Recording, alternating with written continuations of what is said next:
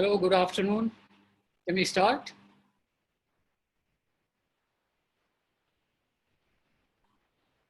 I can't hear anybody.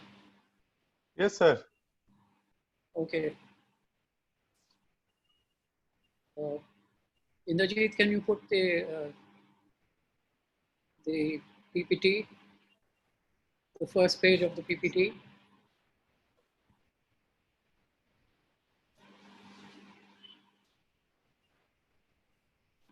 Good afternoon and welcome to this webinar on talking tubes for a squeezed market.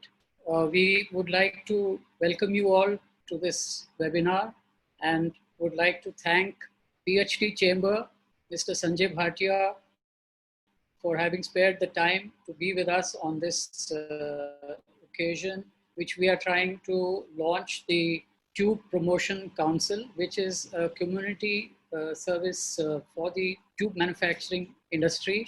And the idea is to bring together everyone on the tube industry together so that the benefits of the tubes as a packaging medium can be understood and can be communicated to the consumer as well as to the authorities. I'm also thankful to Dr. Saha, who is formerly the director of Indian Institute of Packaging, to be with us on this occasion. And I would also like to thank our eminent panelists who will be presenting short pieces of information about the benefits of tubes. The program now will be that I'll make you a short, just to start us off, I will show you a small bit of presentation on what tubes are in terms of a packaging medium. And then I'll invite Mr. Sanjay Bhatia to take the floor and give us an introductory talk about the benefits of tube packaging and how PhD Chamber can spread the word and can contribute to this growth of this industry. I mean, we are saying that it is a squeezed market. Market conditions are difficult, and these are the things we need to discuss in terms of packaging opportunities. We are saying talking tubes for a COVID squeezed market or a squeezed market. Next slide, please. Next slide. So it's, according to me, this is one of the most effective choice of packaging formats which can be used by any consumer product, especially semi-viscous, creamy kind of product. Next slide. Next slide. So it has the best choice of fill volumes. You can fill from 3 ml to 200 ml. You can have choices of flip top or screw cap closures. Next slide. It's the fastest route to market as against, say, any other container, rigid container or glass or plastic. It has a development time, whereas tube is a ready fastest route to market. You can start packing it from the moment you think about it. Next slide. It has a choice of caps and closures for different kinds of dispensing. Next slide, please. It's the best to convey the brand identity, brand image in a lifestyle product range. Next slide.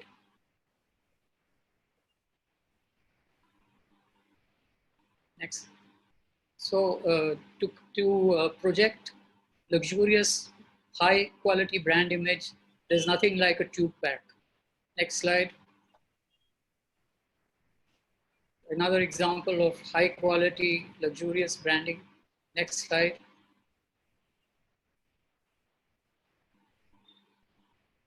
Another example of branding.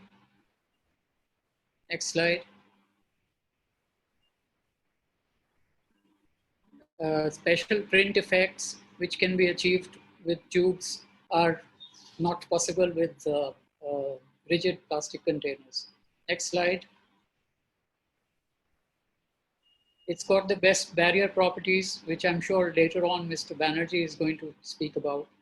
Next slide. It's got the best choice for print innovation. Next slide. Print innovation, print quality, graphics. A lot of developments have taken place in this direction. Next slide. Uh, it's not just a boring tube with a flat shaped sealed edge. It's got profile edges which are possible. Next slide.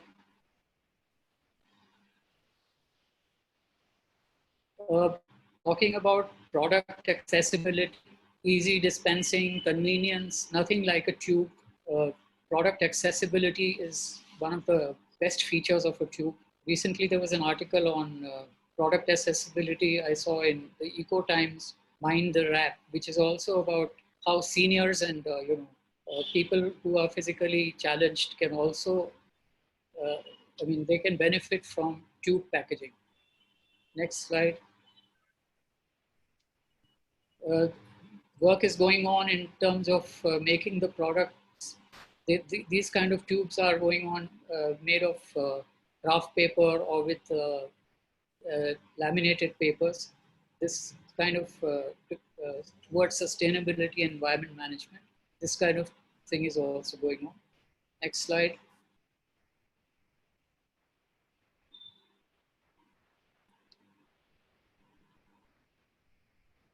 Next slide.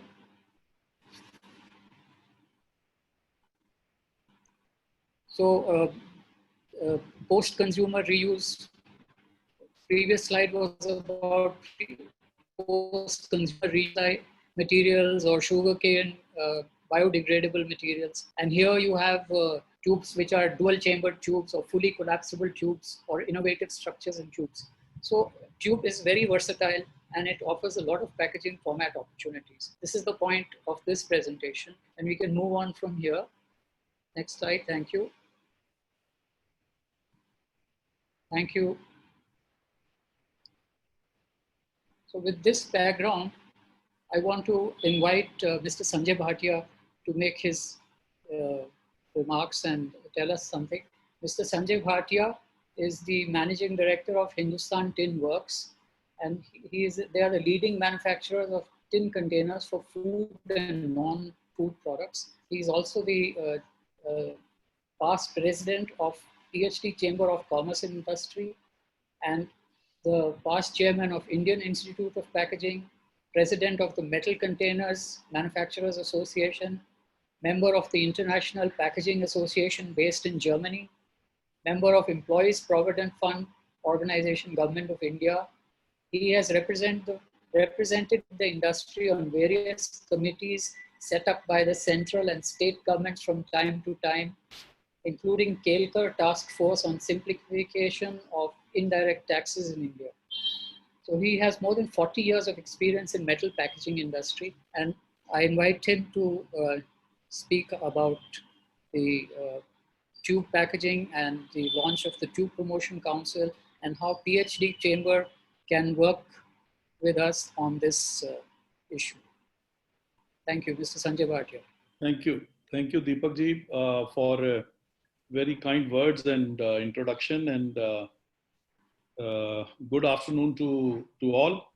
My fellow panelist, Dr. Saha, former Director, Indian Institute of Packaging, Mr. Praveen Bhatia, Founder, Tube Promotion Council, Sunil Agarwal, Mr. Balaji Banerjee, Mr. Rahul Bhargav, Amitabh, Mr. David, and Mr. Colombo. I'm extremely happy to be amongst the industry veterans for today's webinar. I'm happy to note that PhD Chamber of Commerce have been associated with the Tube Promotion Council in organizing smart webinar on tube packaging. As you all aware, PhD Chamber of Commerce has been working for the promotion of Indian industry, trade and entrepreneurship as a catalyst for the past 115 years and is a forward-looking, proactive and dynamic pan-India apex organization present in 23 states and 2 union territories. I'm happy to inform you that all PhD Chamber has been holding interactive video conferences webinars on regular basis on varied topics for the benefits of its members during the lockdown due to COVID-19. We invite various stakeholders, ministers, bureaucrats, foreign missions, Indian missions to address our industry members. I understand that the Tube Promotion Council is exclusively set up for promotion of tube packaging in India. That is really a remarkable step by the industry experts. I must congratulate the team of Tube Promotion Council for exclusively working for the larger benefits of the tube packaging sector. Packaging is one of the world's largest and diverse manufacturing sectors. Value of global packaging market is around $870 billion with a growth rate of 3 to 4%. Indian packaging industry is becoming a preferred hub for the global packaging industry, and it is the 5th largest sector in India's economy. Present market of Indian packaging industry is about $52 billion, growing at the rate of CAGR more than 15%. Steady growth over the past year, even after COVID-19 challenge, the industry is showing firm potential for expansion. The revenue share of plastic packaging is 64%, paper is 18%, while share of glass and metal is stagnant around 5 and 11%. There will be a demand for 3S packaging, which mainly covers safety, security, and sustainability of packaging. We have seen during lockdown a tremendous increase in online and e-commerce demand, the sales on that. The collapsible tube, be they aluminum, plastic, or laminate, is a most unique package, allowing the user ease of dispensing and where necessary, application of product directly to the area of use. Laminated tube undoubtedly is the greatest innovation in the packaging science. Success of lamitube, plastic tube is primarily because of its greatest consumer convenience. Even a child or an old person can easily dispense the content of the tubes. The moment one gets up in the morning, till he or she goes to the bed at night, there are tubes in every sphere of life. The global tube packaging market, as I understand, is valued at US $6 billion in 2016 and is expected to reach USD 12 billion by 2026, growing at a CAGR of 7%. Today's era is of better quality of life through better packaging, which is the slogan of World Packaging Organization. The tube packaging market is expected to witness high growth as a result of the increase in consumer preference for convenient, safe, and sustainable packaging. Brand owners are moving away from rigid packaging to tube, especially for beauty products, personal care, dairy products, food items, and home care, because of the feel and better print decoration on tubes. The squeeze tube segment is projected to grow at the highest rate in terms of value.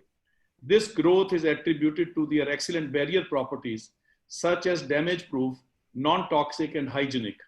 They are preferred because they are convenient and easy to use. The recent COVID trend would also attribute to the growth of tube packaging industry in India, where high growing population presents a huge customer base for cosmetic products and consumer durables. Opportunities are immense in tube manufacturing, but also some environmental issues associated with it. And I'm sure the innovation and technology upgradation will definitely overcome this issue. The recycling, there are challenges and opportunity, as we say. The recycling of laminated tube is difficult. With the wide range of laminate tubes, types and materials, material collection and sorting process is labor intensive. Contamination remains an occupational concern when dealing with healthcare and pharmaceutical waste laminate tubes. There is a great opportunity to make easily recyclable laminated tubes without compromising the desired properties of the packaging material. Tube Packaging Council is an initiative being taken by its founders. I wish them all the very best, and whatever support is being required by TPC, I assure the full cooperation from PhD Chamber of Commerce and Industry. I fully support the endeavors of Tube Promotion Council for the welfare of the industry to flourish and to safeguard the interest of its members. PhD CCI along with its member stakeholders, is committed to achieve the desired quantum jump in economic growth and build a world-class infrastructure promoting a progressive technology-driven system. PhD Chamber would like to have fruitful relations with TPC by engaging itself in joint activities. Increased collaboration can also bring about significant economic opportunities both for PhD CCI and TPC. Friends, before I conclude, my thanks to all for joining us today, and thank you and stay free. Stay safe. Thank you. Thank you. Thank you, Mr. Bhatia. Those are very encouraging words, and I think you very totally outlined the opportunities that are there for tubes and the challenges that are there. So with this, I'd move on to invite Dr. Saha to say a few words about this. Dr. Saha is the former chairman former director of the Indian Institute of Packaging, and he needs very little introduction due to that. But anyway, he is currently the chairman of the Indian Biomass Indus project of the government of Netherlands. He is the chairman of sectional committees, Bureau of Indian Sciences, Government of India. He is the visiting professor at IIT Delhi. He is a board member of the World Packaging Organization, permanent honorary member of the Asian Packaging Federation. He is also an inventor of patent number 2106-2015 on packaging container made from plastic laminated tube for liquid jaggery. That's something interesting, and we'll probably hear about it from him. This is for the packaging design concept to enhance the shelf life of liquid jaggery from 5 hours to 180 days in association with the government of West Bengal. So over to you, Dr. Saha, please. Good afternoon to all of you. Thank you to Deepak ji for your nice words. Mr. Sanjay Bhatia, the past chairman of PhD Chamber of Commerce and Industry, and also the past chairman of Indian Institute of Packaging. I had a pleasure to work with Mr. Bhatia. Mr. Praveen Bhatia, the founder and CEO of the Tube Promotion Council, which has just taken a birth today. Mr. Manchanda, the eminent speaker of webinar. I'm really extremely happy to get this invitation and glad to note that the one more promotion council is taking birth. I was only knowing there is a tin plate promotion council that's also named as TPC, and what Mr. Sanjay Bhatia knows, and I was very much active on that tin plate promotion council, but I mean from today we have to really think of it. It is a tin plate or a tube promotion council because both are nomenclature says as a TPC. And nevertheless, this looks like very nice that packaging is really making a lot of awareness. If you look at about the entire plethora of packaging material, the 4 important packaging material, and all we know that paper, glass, metal, and plastics. And in plastics, when you talk about is come flexible and rigid, but overall classification, if you say the packaging material, it comes broadly 3 categories. One is rigid, semi-rigid, and flexible. In fact, the tube packaging, which is called flexible laminated tube or the aluminum collapsible tube, both are covered under the semi-rigid packaging material. And I'm very happy that today the council has taken an initiative under the leadership of Mr. Praveen Bhatia. And I think the years to come, this will take a good shape. I thought I took some search about the browsing that what really the tube history has started. All of you will agree with me that when we start about the paper or the ancient packaging material followed by glass and then metal, and tube packaging history is not very long. It's maybe around 200 year story. The tube packaging, the history say it was already invented in the 18th and 19th century. The first gentleman, his name is Mr. John Goffey, ran in 1841. He's basically an American painter who thought that how do I really get the paint material to make his artist, he's basically an artist, and he invented a metal collapsible tube in 1841. 1870, there's another US gentleman called Henry Palmer. He patented a screw top collapsible tube for the storage of the condensed medicinal extracts in the metal collapsible tube. But the whole thing started in 1889, about something like 120 years back, the Johnson & Johnson, who first introduced the metal collapsible tube for toothpaste. And then in 1890, the Washington, he and another US gentleman, that company, that Washington Sheffield, they have made it patent and started selling of the toothpaste in the US market in 1890. There is a big gap from 1890 to 1950, almost 60 years, that metal packaging and the metal tube, that was the market was going on. But in 1950, the first Procter & Gamble, they have developed a new kind of toothpaste, which is a fluoride-based toothpaste, and which is very corrosive in nature. So they were finding difficulty to pack it in a metal tube because metal gets reacted with this aggressive tube and it makes a stannous fluoride. So they are looking at what could be the alternative. And as a result, they requested that American Can Company to look for some alternative packaging material. And that's how the invention came, and it started taking a birth of the plastic collapsible tube.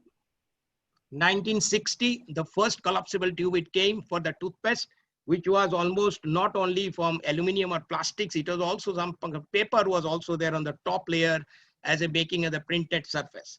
But the whole thing was really the changes has come when this SL Propack, I think Mr. Banerjee is going to talk, in the early 80s of the 1980s it was started. But in 1990, we find all the leading company who has started, including the Procter & Gamble, Colgate, they started their toothpaste in this collapsible tube. In fact, the plastic squeezable tube, I don't say collapsible tube, because recently in the Bureau of Indian Standard, in my committee, we have recently formulated a new standard, and which is talks about called plastic collapsible tube, and we don't say the squeezer, I mean the squeezable tube, we have given the name because the collapsible tube, which comes from the aluminum tube, and the plastic, which has to be squeezed many times. So the standard which have been approved and has gone for printing, we say that plastic collapsible multi-squeezable tube. And that would be coming the BIS, and that will be one of the innovation. And I think that TPC can claim that HDPE, which is a high density polyethylene, multi-squeezable tube, which is coming for the packaging application. The tube packaging is very much accepted by the modern consumer for many advantages. I think what Mr. Sanjay Bhatia has already mentioned, it is very convenient, non-reactive of the many of the chemicals start from. There's a wide variety of products we can pack in the tube. Attractive graphics and printing, of Deepak ji has already mentioned. But this is considered to be one of the excellent format of the packaging, what this modern consumer have been accepted at that. Over a period of time, we find a lot of innovation and creativity has come, and mostly Mr. Banerjee is here. He himself has filed almost 150 patents from the SL Propack, and that shows that how much creativity has come in this particular field about the tube packaging. Yes, Deepak, you was mentioning about the patent, what I was involved as inventor for this product, and which was worked from the Indian Institute of Packaging with the government of West Bengal. This was a product for ethnic foods, which is nothing but called date palm tree, which is sap is coming, collecting overnight, and then you just increase it, boil it, and make a jaggery. And this jaggery is called a liquid jaggery, and in Bengal, it is called date palm tree jaggery or Nalen Gur, and which is very famous in the Bengal cuisine because you find in Bengali, this is a very special fragrance and which goes for sweet making and so on. The problem was this product is a so, it's not only an hygroscopy, it gets fermented within a moment of 5 hours time. So we are really looking for what could be done. The government of West Bengal gave this task to Indian Institute of Packaging, and we tried with the various options, but the options has to be keeping in mind about the consumer, what is going. So we tried with an extruded, co-extruded based of plastic containers, squeezable of course. The second one we tried with a stand-up pouch with a spout. And the third option was taken about the lamy tube. The lamy tube, the structure which is an EVOH and which was an aluminum foil and poly, of course that was already got patented by the SL Propack. But we took the structure and we tried to do a hot filling. So the jaggery, we did not add any of the preservative. No, it was nothing, no processing was done. It was just doing the warm filling and at a temperature of around 60 degree centigrade, and we just seal it, and we made an induction sealing on the top. And we started the shelf life study or the stability study, and we got a fantastic result as compared to your co-extruded plastic bottle. And also your stand-up pouch, we find the Lamy tube, which is given a shelf life primarily because of the unique structure. It is given a 180 days shelf life from the 5 months. So that was one of the remarkable innovation in the Lamy tube, and it's the first time in the country it has come to the food entry. And that's the reason the government of West Bengal has requested IIP that it should be a joint a patent. I think this is the first patent we got from Indian Institute of Packaging.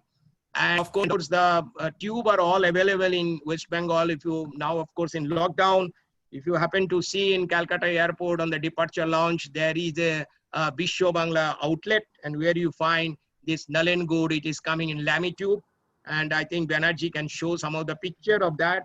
And that Lamy tube, the value addition, which normally in West Bengal in the open market, the liquid jaggery, which is sold at 150 rupees price, but in the Lamy tube, it has come 70 rupees, which is the selling price MRP for 100 ml. So that way you find 1 liter is cost 700 rupees. That's a purely the value addition by 7 times just because of the excellent Lamy tube structure or the tube packaging.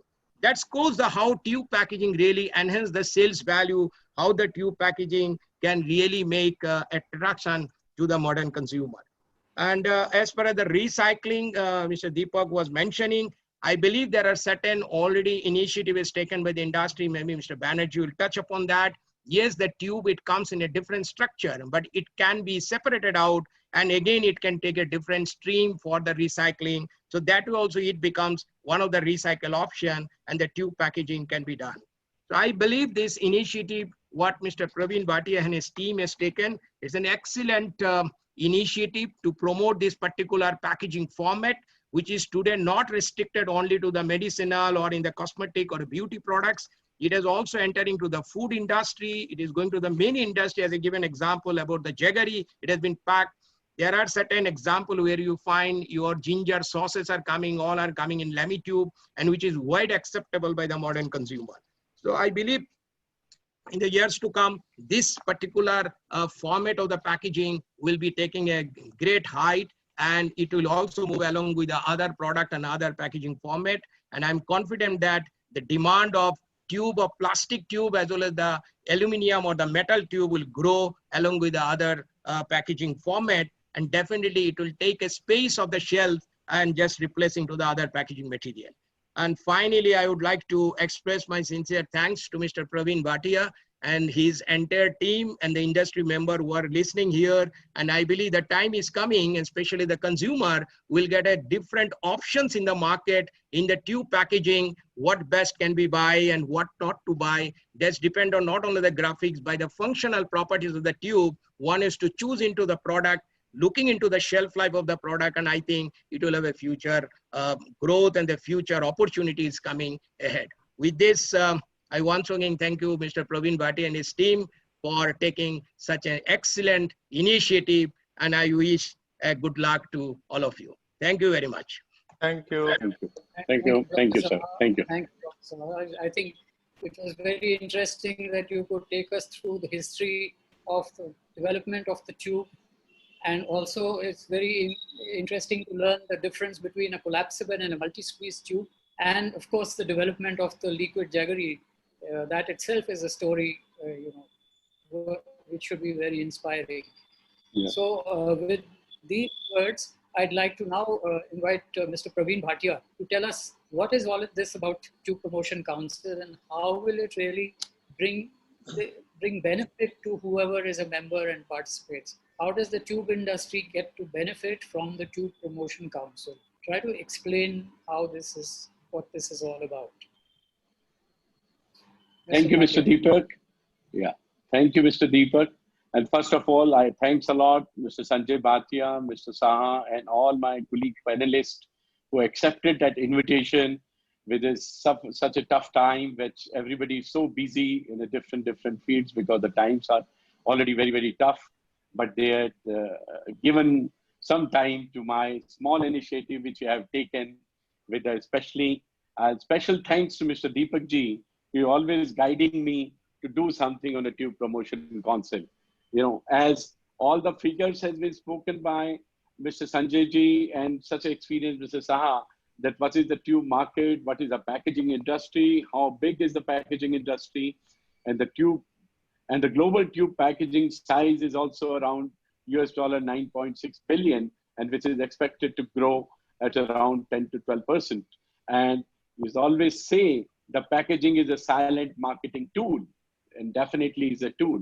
So in this concept, because when I came into the tube industry since 1997 and involved into this industry, and was involved in a lot of tube projects which just came into the market. So over the last 2-3 years, I thought, why don't I create something, all the knowledge which I have with the help of Mr. Saha, Mr. Deepak, Mr. Banerjee, and all the other tube professionals which is there in the market, to put something as a tube promotion, so that not only the existing tube manufacturer gets the knowledge, but also who's coming in the new into tube industry, they should also be benefited. That was the main objective, the Tube Promotion Council. No doubt, it's very well the Institute of Packaging is working. They're taking all the care of all the packaging players into the market, lot of exercise, lot of seminars, lot of exhibition they're handling. But our tube is a very small and a very nascent, it's a baby for the whole packaging industry. So that is why I thought it's better to have something small setup, because it's at present around 70 to 80 tube manufacturers are there, which I say not only a plastic tube or laminated tube, but also the aluminum tube manufacturers are there.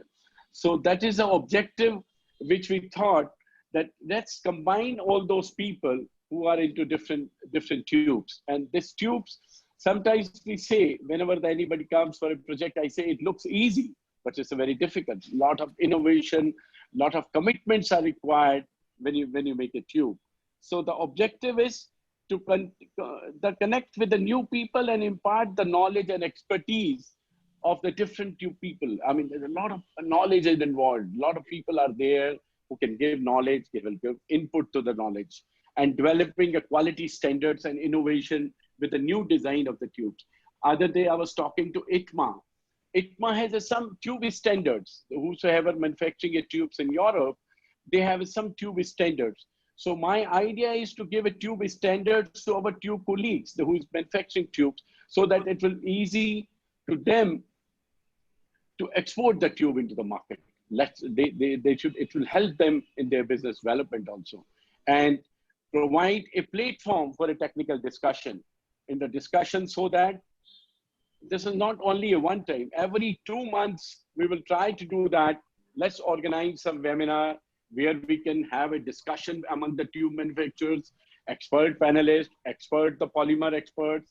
They can reduce the costing of the tubes, how the new laminates are coming into the market, what are the best things they can deliver to the end customer. As you know, the tube, I always say the packaging is a silent marketing tool. If the tube is good, so naturally the market of production of the good. And giving a consultancy to the tube companies, not consultancy in the sense, whatever the problems which they are facing, they can tell us, we can join some experts, some specialists in a different field, and help the tube manufacturers. Because ultimately our aim is to help all the tube manufacturers who are there in the market. And manpower is another issue. There's a lot of, because this is a new line. This is not, because as I mentioned, this is only 70 to 80 manufacturers are there. So sometimes the manpower becomes an issue. So we will try to work out this in this field also, talking to some machine manufacturers, giving them a training in India, so that the new manpower can be created for this industry. Next, yeah. We should also represent the government, like as we did initiative, and I'm very thankful to PSD has accepted that they will join hands in this webinar, and we need more help with the PSD and other government bodies, so that we can talk about reduce the GST. I was just talking yesterday, some idea came very well, that in the toothpaste and the pharma segment, this is a segment which helps the public health. Why don't we reduce the GST on an end product or a tube product? That is a discussion point of view, because I know in the shoe industry, when the shoe is 1,000 rupees less, the GST is 5 rupees, because ultimately this is for the poor class. So toothpaste and the medicine is the product which is required for the public health. So with this platform, we can go to the government and help them to reduce GST, or some give benefit to the tube manufacturers. And another tube manufacturer, we can give a benefit if they want to participate in the different fairs. Once the corona is over, naturally the all exhibition will also start. So help them to represent them into the world market. And yesterday there was an Economic Times that there was, which Mr. Banerjee is going to give more light on this. They say that the egg-like mayonnaise, which noticed that 3 years back, they're doing very well. This is the food which is coming into the pouches. This is only yesterday somebody written an article in the Economic Times. And another field we wanted to give an idea to the tube manufacturers, because sometimes the trend is there from aluminum tube, the people are moving to lamy tube, from lamy tube to plastic tube. And sometimes, as I mentioned that earlier also in one of the discussions, that nowadays, the last year, the aluminum tube market is also growing up. The hair color market, the other market is also growing up, because there's always a shift. Sometimes there's always a shift. So we can give we'll do some research, take the expert advice, guide our tube manufacturers that this is a new area which is coming in their line. They can do expansion, they can increase their profitability and make the more business make sense. And lastly, the training to create a new force, which I already told you that we'll try to give a new training. Like, I'll give you a very small example. The Polytype has a training school only for a printing, but that is in Switzerland. So anybody who wants to expert in printing, they have a special training program. They give degrees, they give diplomas for only on a printing of tubes and cups. So this kind of small ventures, this is our future to start under this government of tube promotion. And definitely this has to be done in a team. I need help of everybody to achieve these targets. Next. Yeah. So this is a small objective which I have. So naturally, with the help of others, we will have a one-year conference. Then we will have, like in Europe, there's a Best Tube Awards are there, where we can have the Best Tube Award. In India also, we can have panels, we can have, so that the tube manufacturer will be more promoted and provide to give the best tubes to the society. So that is all objective I have. So, but all objectives can be achieved with the help of my colleagues, tube manufacturers, tube consultants, and you people who are eminent in the packaging industry. I always need your blessings and help. Thank you. Thank you, Mr. Bhatia. As Dr. Saha said, one more council, but the Tube Promotion Council actually fulfills an area of packaging format which has gone unrepresented. Labels have been represented as a council, PET bottles have been, but tubes have hitherto not been. And thank you for outlining what all is possible if we all get together and represent this packaging format. So with this, we move on to a very interesting part. I want to invite Mr. Sunil Agarwal. Mr. Sunil Agarwal represents a company who are using tubes in a very large way. They are actually, if you see the range of their products, you can see a variety of very beautiful tubes, and you feel that tube is the USP of that company more than anything else. This is the RSH Global Private Limited. The brand is Joy Cosmetics. Mr. Sunil Agarwal is the co-founder and chairman of RSH Global. His understanding of evolving needs of consumers guide him in a leading product development marketing divisions of RSH Global. His core belief and values form the pillars of the organization. His analytical mindset, along with the perfectionism, inspires stakeholders to focus on continuous improvement in all activities.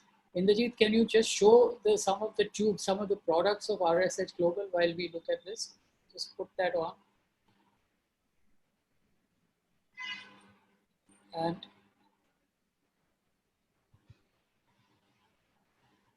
his presence of mind to optimize resources has helped the organization to go through the journey from a humble beginning to an established one at present.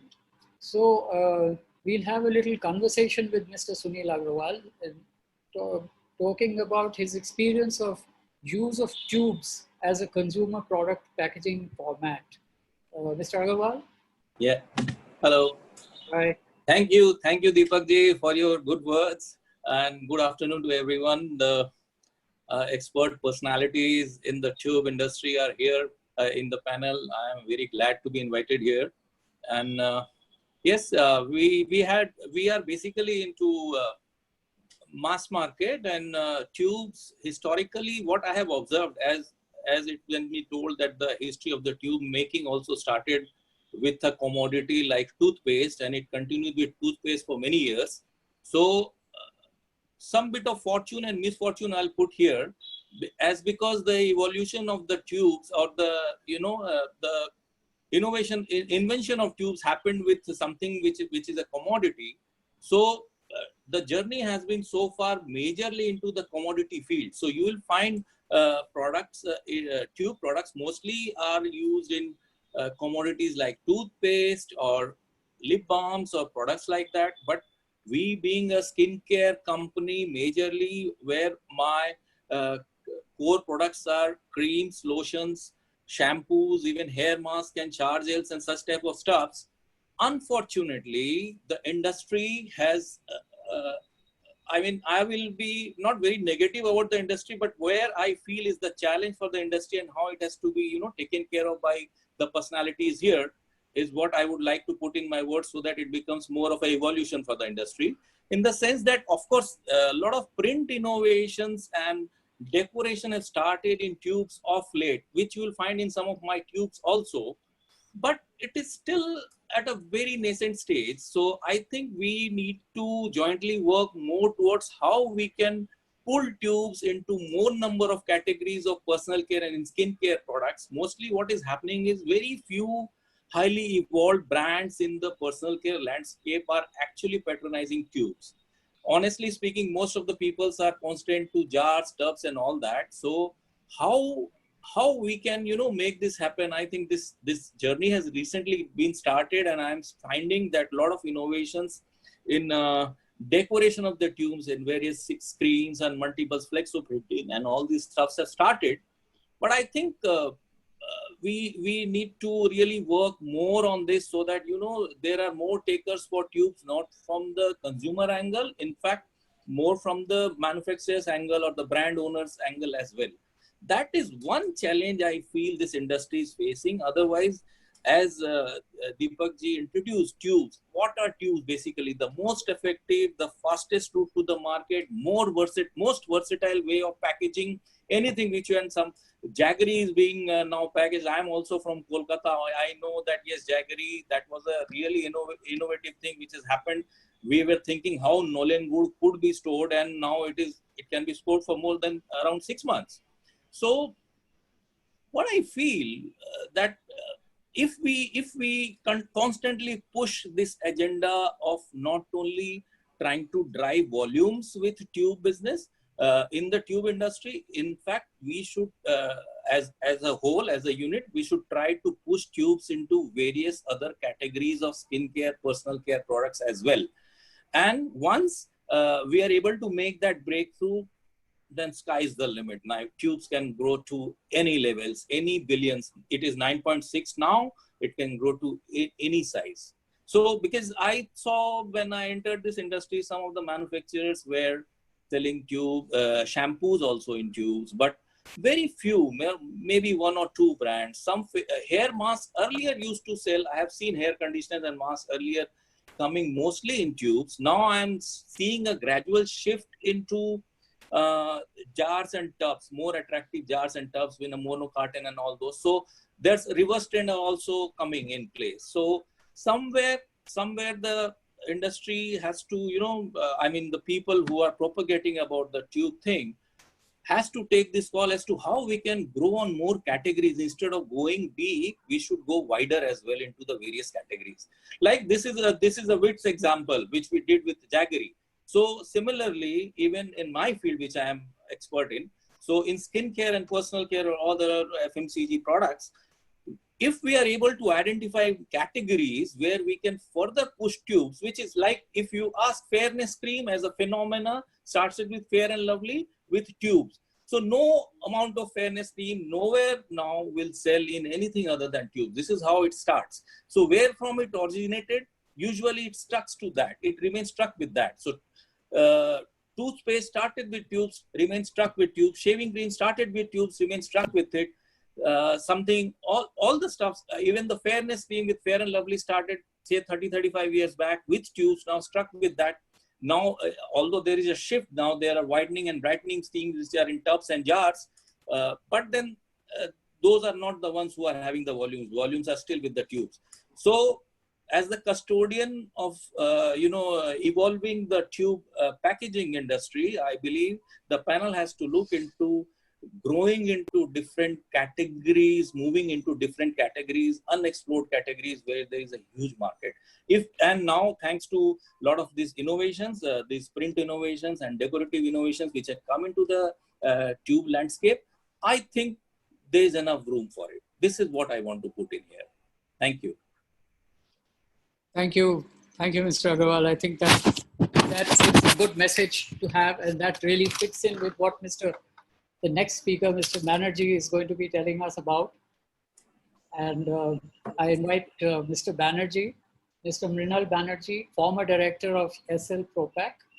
He's popularly known as MK, and he has worked with SL Propack, Director Special Projects. He was heading the Creativity and Innovation Department. He and his team are responsible for substrate formulation, process and product innovation, new product introduction and patent registration. His area of expertise includes product and process innovation, sustainable package design, regulatory compliance, and product stewardship. The current area of research includes effective and custom-built barrier for longer product shelf life, touch and feel dispensation, product authentication, and post-consumer and post-industrial recycling. He and his team have filed 150 patents globally for SL and already received 54 patent grants. So that's great. And Mrinal, MP Banerjee, please tell us how we can widen the market, as Mr. Agarwal just said, that let's move out of the traditional areas and get into examples like Nolan Gore or anything else that you would like to point out to us. Mr. Banerjee. Yes. Thank you, Deepak ji, for nice introduction. Yeah, I have met Agarwal ji, many years back. Yeah, with Calcutta, I still remember. And congratulations, you have grown, and multiplied so much. Thank you.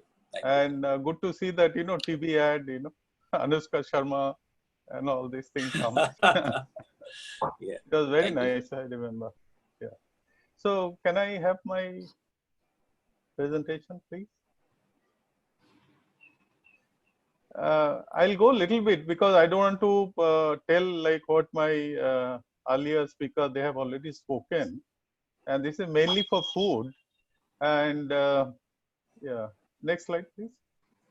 Now, when we talk about food, this is one of the segment SL we have been doing for many years, I think over 15 years.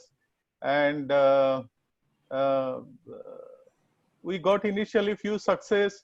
And as Mr. Agarwal says, people, I mean, the consumer and the companies also, they have gone back and they started again packing in bottles or jars. But at the same time, when we grown and multiply in different geographies, we found that that in China and Europe, they try to consume more tube packaging because this was easy to squeeze out, and because of positive dispensing, the product pilferage is spoilage is less, and also the taste and aroma what they need from this condiment and sauce and paste, that was better in tube packaging. And interestingly, the tube packaging itself compared to the product filled inside, it is only fraction of a percentage. Like a 5 to 7 gram tube can hold up to 250 grams or 300 milliliter of the product. So this is not possible with any other packaging media. Of course, pouch I am not talking about. This has to be convenience to the consumer and all this. So we start with a basic requirement for multi-squeeze tube targeting for food application. So any tube we produce cannot be used for food packaging. First of all, polymer and the tube wave made out of the polymer, that has to comply with local and global food safety regulations. These are very important. And we know only FDA approved, if we say, that is not enough. Along with the FDA, you need a lot of local legislation, like we know the CONIC and Proposition 65 and all these, those regulation require. Anything leaching and all these, those things also has to be taken care of. And food, because it goes inside, in fact, cosmetics, some of the skin cream and the oral care also, which are FDA approved product, they also need like a food safety regulation to be followed. Yeah. Now, master batch additives, those are little percentage, maximum 3 to 5%, but that can create a very negative effect on the total tube as such, tube packaging before filling. And any test we do with HPLCs or GCMS and all these, those additives and contamination can be seen very prominently, and those are not acceptable and all this there. Then machine and production center also very important. That machine parts and everything has to be stainless steel. It should not have any rusty or any oxide formation. So those are very important. So any machine cannot produce tube web, or in such in that matter cannot be produced tube. So machine has to be suitable for food and pharmaceutical product. Production environment, that has to be CG, current good manufacturing practices compliance. So basically it is a clean room for the wave making, because the waves are made at very high temperature. That polymer temperature, it is around 300 to 350 degrees C melt temperature. As such, those are sterile, but the environment, when the tube wave is coiled or subsequently it is slitted or printed, that has to be fully class 100,000 compliance. Next slide, please.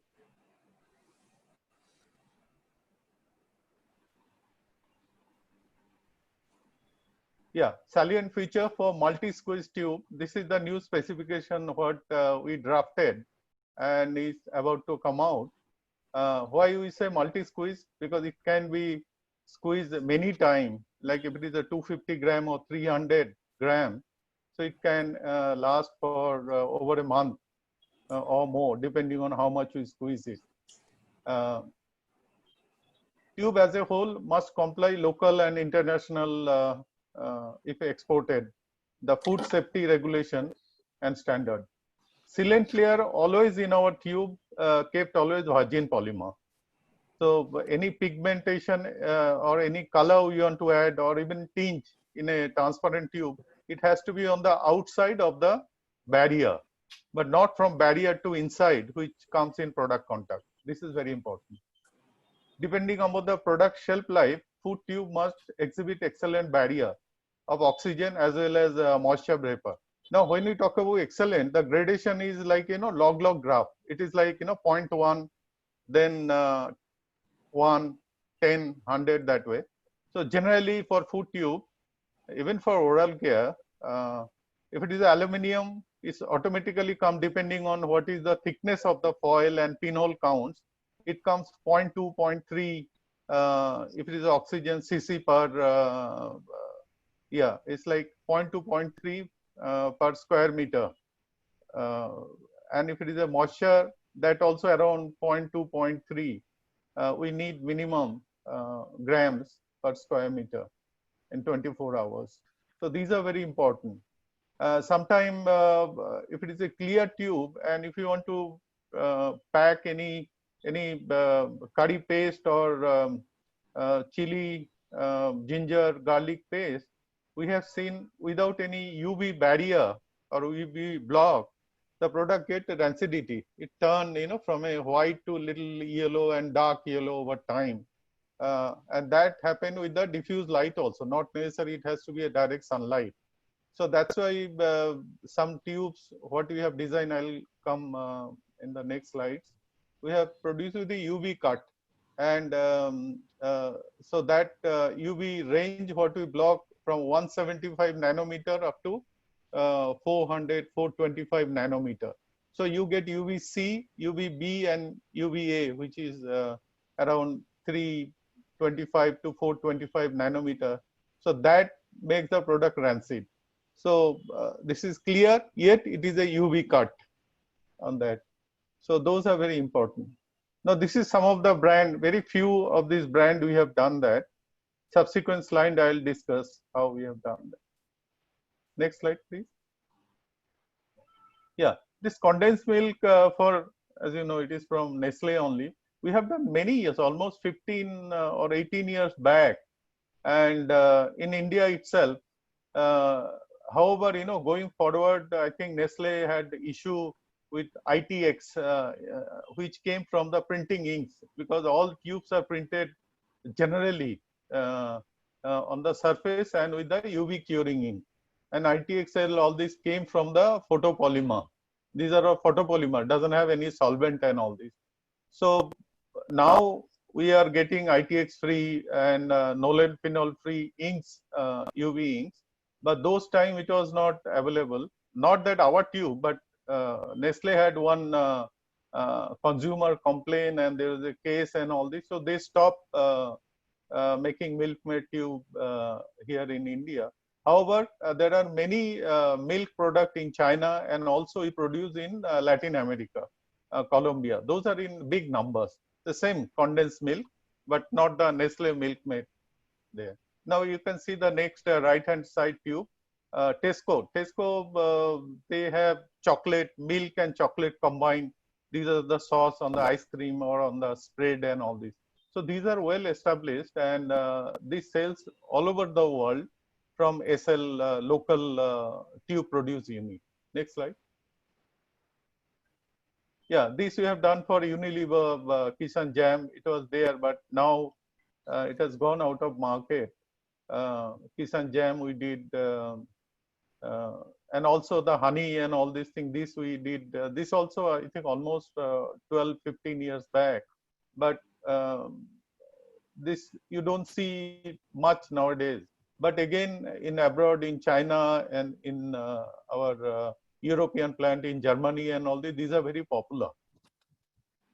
Next. Yeah, so this is this we have done almost 7, 8 years back. All the research part we have done in India, but then we cut paste and given formula to our China plant because this tube goes to Australia, Government Garden. They are one of the very famous company. They produce in Australia, and then with the cold chain they sell all over the world. You'll get in European superstore and all these things. This was the ginger paste and coriander, hot chili paste. These are still very popular, and now a lot of Indian brand has come, and they are also doing similar thing. Next. Yeah, this is the Basavi. So this product not so popular in India. I mean, whatever tube you see in the restaurant, Japanese or Chinese restaurant, this comes, they import that. But from our China plant, we export to Japan. It's a big, big number. Like Government Garden, I say it was around 40 million tube we produce and sell yearly. And this is also almost like around 5 to 7 million tubes annually. This is a small tube, around 80 grams. And you can see very high clarity, yet it has a UV ABC block. These are, we have patent for this actually globally. Next. Yeah, so this, cheese spread, I personally worked on the cheese spread with Dynamic Dairies, which is marketed by Britannia. There's almost like, again, 7, 8 years back. And they came out again. They stopped producing or marketing. But then a few years back, Go Cheese, they were very interested and they came with a range of product. But still, I don't see this product much. But this is one of the best product. I know my children, they love cheese, any kind of cheese or cheese spread. So I used to buy, and every time I used to give a demand that we need Go cheese, the cheese spread and all this. It's very easy to put between slice and you can eat it. And with a different flavor, it was very nice. But honestly, we don't see much nowadays in that. And one more thing I must tell about this cheese spread. These are hot filled, uh, uh, like anything between 70° to 85° maximum. And these tubes are, we tried with both PBL tube, plastic barrier laminated tube, opaque though, not transparent, and also with the aluminum foil. Now, what happened when you do hot fill and then it goes through tunnel with the chilled air blast? Aluminum tube, we found that it formed like a dimple type, because when it cooled down, it has like dimples. Whereas in PBL tube, the shape and everything, the surface smoothness, it remains as it is. So this is one of the things. So if you talk about hot fill product, this tube has to be suitable for that. Otherwise, all the interlayer bond and everything, it will go like delaminated and all this. It will be D-shaped. Next.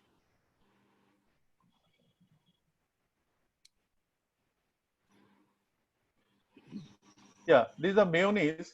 This is not much in India, but in Europe plant, these are the big numbers. This is around 10, 12 million. And you can see one of the brands are Unilever brand. So these sells very well. And also in the same European, we have done some, the tuna paste. This is one of the very good there, there when the people go for trekking and, the mountain, they buy all this tube and the loaf and all this, and between bread or like a hot dog, they put that and they eat that. So these are very high value, utility value product. And the tube packing is better. You don't have tin and all these things. So you, after squeezing end of the use, you can keep it in a small bag which can be disposed of systematically. Europe, they are already advanced as compared to us. Slide. Yeah, this is the, Dr. Professor Shah was saying, liquid jaggery. So this was again, it was a like collaboration. We are in one of the seminar in West Bengal government, and their secretary and of course Didi, they were insisting that we develop this because value addition is very high, and the spoilage when the Nolen gur or the liquid jaggery is collected from the dead tree in the winter season, so they don't get any value and it gets spoilage also, because within 4 or 5 hours, I mean, we are knowing when you are small, is to take, it has to be in the, very early morning before sunrise, we have to consume that dead liquid, which is a like, sugarcane juice kind of thing. But as soon as sun goes 9, 10 o'clock in the morning, so it tastes little, pungent or something like that.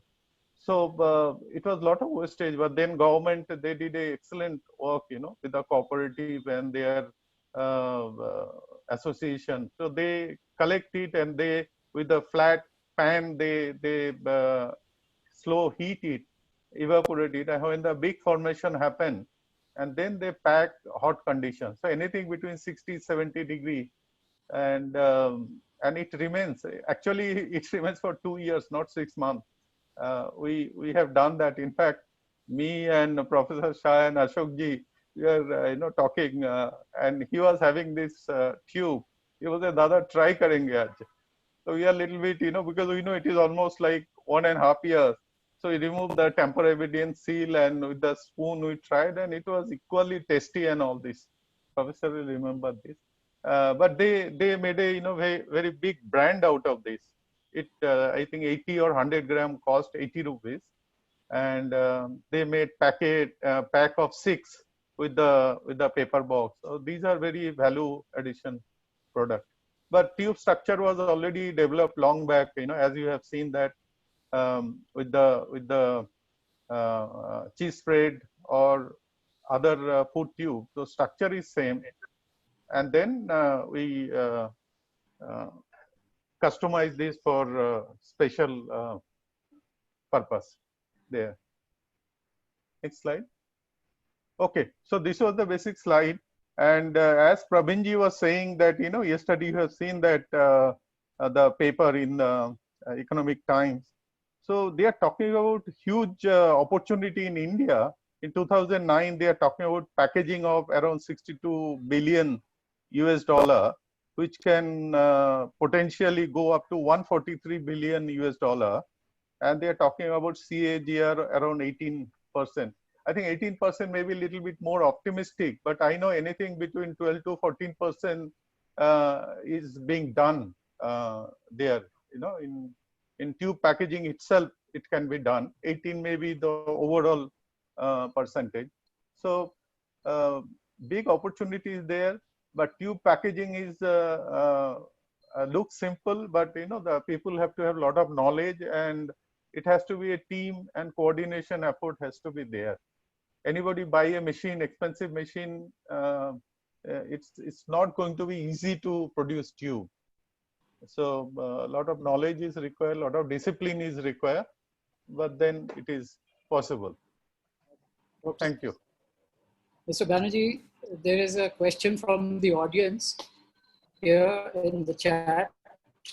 Mr. Arvind Narang wants to know, what are the Indian products which are being packaged in, what are prominent Indian product categories being packaged in tubes currently? Okay, so one, you have already seen that Go cheese that is there. So it comes and goes, not very steady and big number. So that is still there. They buy a small number. But then lot of the condiment like chili, garlic paste, that is there in the supermarket. Sole, and you can see that in our Hiranandani Pawai also I can see that the tubes are there. Mainly chili, garlic paste on that.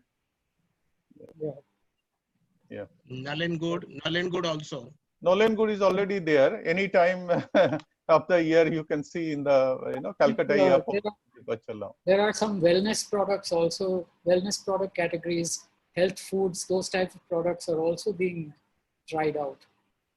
So I may not know on the everything what is there, but many things are there, and this is the emerging market. Honestly, unlike cosmetics and pharmaceuticals, those we have seen that it grows and multiply in million and almost now touching billion numbers.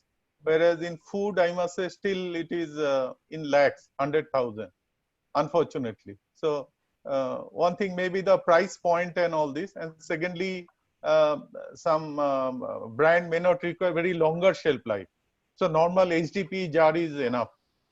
Say Chyawanprash, if you say, Chyawanprash is the ideal formulation to go into tube. But when you talk about, traditionally it has to be scooped through a spoon or by the, with the help of spoon. So it's not there. But I'll tell you a very interesting story because these are very relevant. One of my US DuPont friend, very senior person, and so when he came to India, he liked Chyawanprash something. And then he said, Banerjee, I'll buy 2 kgs of Chyawanprash, Dabur, and please, pack this in a 50 dia squeezy tube. And from my lab, R&D lab, I had done that. And what he does, he and his family, and he has presented to friend also. So in the morning, between bread, he put that and eat that. Can you believe that? I see, so, like a bread spread, like bread a cheese spread. So any product we talk about, which is a paste or gel or cream, tube will be the first preferred packaging because you don't need any tools. It can be simply squeeze and then eat. Is it my impression that there is a perception that the tube is too delicate for handling in a hard market like India with a lot of distances and difficult logistics? So tube is a little more delicate to handle and therefore not so preferred for food products. Is that the correct perception? No, that's totally wrong. For any brand which comes first on the tube pack from a traditional packaging, they do transport study. Even there is a wave thickness change. They send from Kashmir to Kanyakumari or Gujarat or Bombay to Calcutta through different road, and this is a part of packaging qualification process. Not there. One thing I can tell you, some people may say that tube can catch more dust, it can attract. So that because of the polymer combination what people use and the kind of design or the ink what they use, that catches dust. So those are already factor taken care of. But in terms of tube, even it fall from hand, nothing will happen. Cap will not break. The tube, it will not open up, because nowadays the polymers what we are using and the industry using, these are all metallocene polymers. So it has, even with the thinner gauge, it has a tremendous burst strength and heat seal strength. So that is totally, it is a myth, not real. There is another question for you here. Speaking of branding tubes, which technology would be future between direct printing, labels, or others? That is, should tubes be direct printed, or is it better, are they labeled? Which technology will go further? Yes. This question is from Mr. Shinde. Yes. So I always feel that direct printing is better. And now that digital printing has evolved, and we have digital printing, a lot of our India and overseas location, we have worked with them on, this is a 4-color system, 4+1 special color and overall varnish. And any design you can do. And when you are printing, you can have like 2 or 3 track in 3 different. So when smaller SKU comes, like you need say 500 tubes, or say 100,000, 1 lakh tube, in a traditional press printing, surface printing, that may be impossible, because the runs and all these things are very short run and require. But with digital, those problems are taken care of. You can print 2-3 tracks with 2 different designs and all this. Labels will be there. Like if you need, say now label is a pre-printed. It looks very simple that you can have a wrap around and you can have a lot of design. But those things has taken care of by the digital printing, on-demand printing. When you are producing, say, any particular brand, big brand, we can have 1 track for the smaller also. There. Label will be there for small quantity, not very regular, often. So they'll have a printed label stock, and they will wrap around as and when required. So there's one last question for you. Can we fill hand wash in Lamitube? For Rahul. Oh, sure. In fact, during this COVID time, first thing came, alcohol, which is around, say, 65-70% alcohol. Earlier, we never thought that is possible. So now you can have 70 plus, percent tube, and professor knows that this we have designed overnight and it works. Is that one of your patents? Not that. Structure is patent, I believe. Structure is patent, not the product. Sir, Banerjee Sahab has a knowledge. The session can go up to 2 hours. Yes. Of knowledge he has. That's why I confined to few slides only. Yeah. Because recycling, other thing we can have next time. Because he has a tremendous knowledge. So we should have a special session for Mr. Banerjee. So because we have to cover other panelists also. Right. So Deepak ji, you can little bit this thing, because the time is. Thank you very much, Mr. Banerjee. Thank you very much. Thank you, sir. Thank you, sir. You spoke about food packaging in tubes, and we have another area of packaging in tubes, which is pharmaceuticals. Yeah. And no better person to talk about that than Mr. Rahul Bhargav, who has been head of department at Ranbaxy, Sun Pharma. Yes. He was leading and directing packaging development team of development of novel, cost-effective, regulatory, compliant, and scalable processes, meeting desired quality standards in order to achieve short and long-term business plans of the organization. he, along with his team, hold quite a few patents for new packaging concepts. So he has recently quit Sun Pharma and ventured into his own consultancy. He will talk to us about the use of tubes in a GMP. Rahul? Yeah, Yeah, good afternoon, everyone. thank you. Good Good afternoon. afternoon. Thank you, Deepak, for nice introduction and having me in this forum. Praveen, can you put on the Yeah. presentation?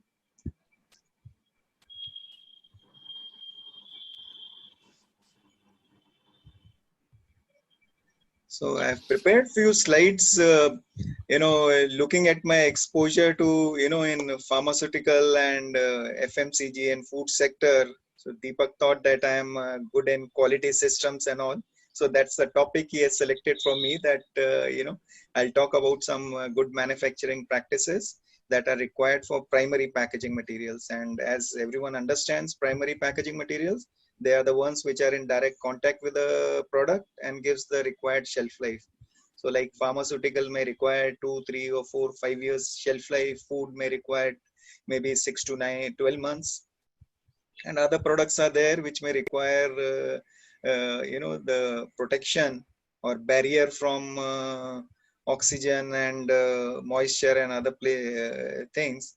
So that's the primary packaging and its importance. So that's what I'm going to speak up, and a few slides I have which will talk about what are the expectations of brand owners from the primary packaging materials. And since today we have the Tube Council forum here, so they can pick up the things that these are the few basic expectations that the brand owners will expect them to follow when they manufacture and start, supply to food and pharma or even cosmetic industry. Next slide, please. So this is just a content what I'm supposed to speak today. Introduction of tube, one slide, advantages, many of you know, certifications and regulations that are required, some quality systems, and key areas requiring attention. So that's what I'm going to speak. Next one.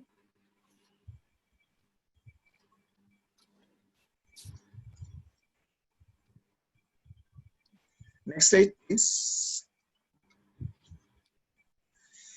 So tube packaging, it's a very basic one. It's for generations. The tubes are one of the most widely used for semi-solid products, paste and other things. But I would say that why not try for liquid? Liquid, one of the things which I dreamt about during my working times, that, you have for acne and other things, the spot applicators.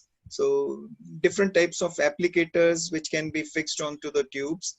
Like we have a spot applicator where the liquid can be applied. If you have a pimple or acne, you can just apply at only particular point. So if you have a good applicator which will, control the flow of liquid from the tube and it won't drip, even if you invert it, unless you press, it won't come out. So even if it is, for hands-free application and carefree application, you can just take a tube and apply on your face where infected area, or it could be applicator for roll-on type. I mean, I haven't seen maybe in last few years where we can have a tube where roll-on thing can be there, and if you want to apply on the portion needing the medication, that can be done. So these 2-3 things were there in my mind. I thought when the experts from industry are there, I should say that work for these new areas. While we have been talking about semi-solids and paste and other things for tube packaging, there are other areas which can be explored, of course, with business in mind, and bring in innovation to this country. And next one, please. Next slide. So advantages, everyone knows. I thought this was just from my mind. I wanted to put it across. Nothing, I mean, nothing very special. We know about the barrier properties. We know oxygen and gas and light, protection is required, the flexibility and, how the feel good factor that it should give, or the spring back effect that is there for plastic tube and all. So these are things which I thought I'll just put it across. I should not be speaking much on this. Next slide, please. These are the certifications which any food and pharma organization would like to have. They should have the EC guideline 90/128, basically for plastics which are in direct contact with the product, or because even if we talk about lacquer coating and all, they are all polymer based. So there also the EC guidelines are there, and some guidelines are also there for the heavy metal contents which should be below particular parts per million. So that's another thing. US FDA, they talk about the CFR 21 CFR. So we have to see that our tubes are compliant to these regulations to sell in those markets. And of course, people talk about having a drug master file. So the facility along with the documentation and other things, they should be having the drug master file, which can help you supply to the pharmaceutical industry, which are looking to export to US and other regulated markets. Next slide, please. So quality systems, 8, 10 years or 12 years back, people were talking about ISO 9000, 9001. But of late, last couple of years, there is 15378, which combines GMP plus quality management systems. I mean, here it talks about safety, efficacy, reliability aspect also besides only GMP. And the focus is how to reduce errors, because many times your layout and other things are such that the possibility of mix up and other are there. So with focus on that, if you're doing multiple SKUs from your site, you should have the facility in such a way that there are no mix-ups, and other safety aspects, other things are also considered along with the GMP. So this ISO 15378, this is the one which now many brand owners, they would like to see their suppliers comply to. Next slide. So the key areas which require focus from all primary packaging material, or I would say even secondary and tertiary also, the storage area, the incoming materials, how you receive them, how you label them, because many times the materials are in quarantine for different purpose. Either one is the incoming material under test, or they are approved, some are rejected. So you label them accordingly, have a designated area for them. And people expect the cleanliness, the controlled temperature, humidity. Those are which are, where the primary packaging materials are stored. And the markings and labeling. Those are certain things which are expected for the packaging material suppliers to comply with. So this one area which needs lot of attention. Next slide, please. The operational practices, the process flow, how the products manufacturing moves, the job card, the record of activities. People talk about traceability, from what raw material you have produced your goods and supplied. So there should be a traceability that this lot of plastic, this lot of paper board or aluminium or any other raw material that you have used, there has to be a traceability of that. The records of employees, the facility layout, how it is controlled, the lighting and ventilation, the flooring, all those things matter a lot. How the materials are taken in your manufacturing setup, what kind of batch and lot identification or definition you have within your factory, that should be followed. And then how you clear the line. Suppose from A product to B product, you're shifting, so what kind of line clearance are done before moving to B product. So how, each and every activity, the cleaning and other things that needs to be done, those have to be followed.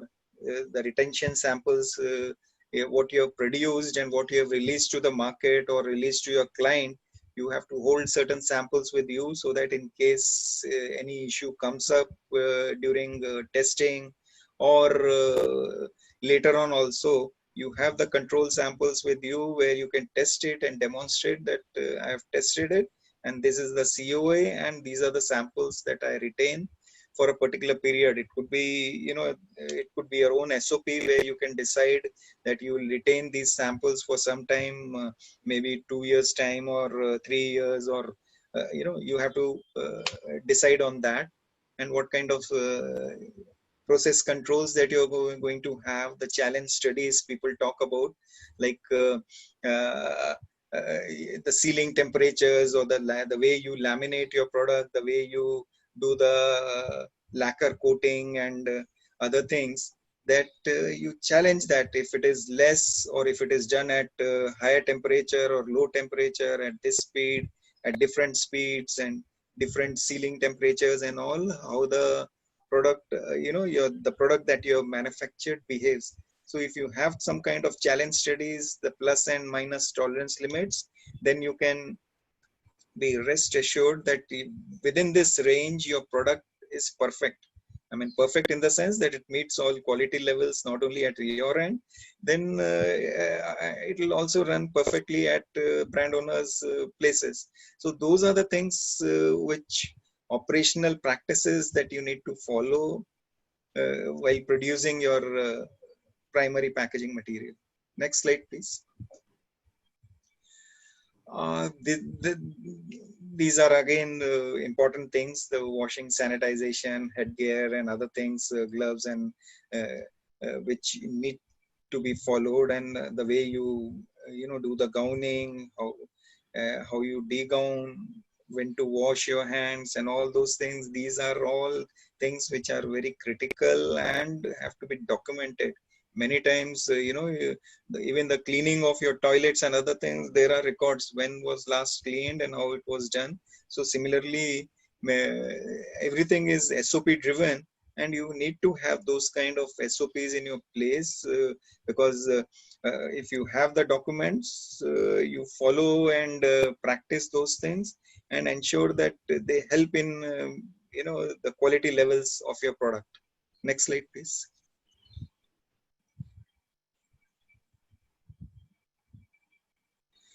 This is regarding machine equipments that you have at your end, then the installation, its qualification, how you're doing the validation.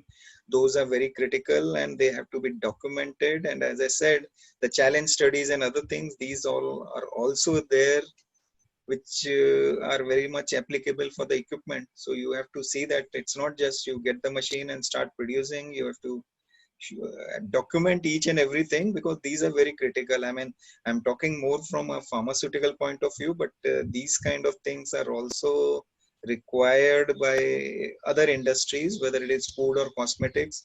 I mean, they are no less as far as quality and other things are concerned. And rest of the things with respect to equipment, whether rust free or the way it is designed, the maintenance record, when you're going to perform the maintenance, and when it is due, you have to see that these are done on time, and so that your machine is able to produce materials to the requirements and to the quality levels that is required. Next slide. I've been talking about documentation and all. This is another area which is very, very critical. The how you maintain your files, whether it's the standard operating procedures, all the operations that you follow within your premises, they have to be documented. You need to have SOPs for each and every operation.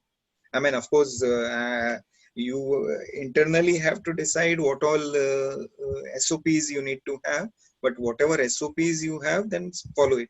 I mean, don't make it so harsh that, on paper it looks excellent, but when you move to, implement it, then you find that your employees are so, they find it very tough to follow, and they don't, they are non-compliant. So please create SOPs which you can conform to.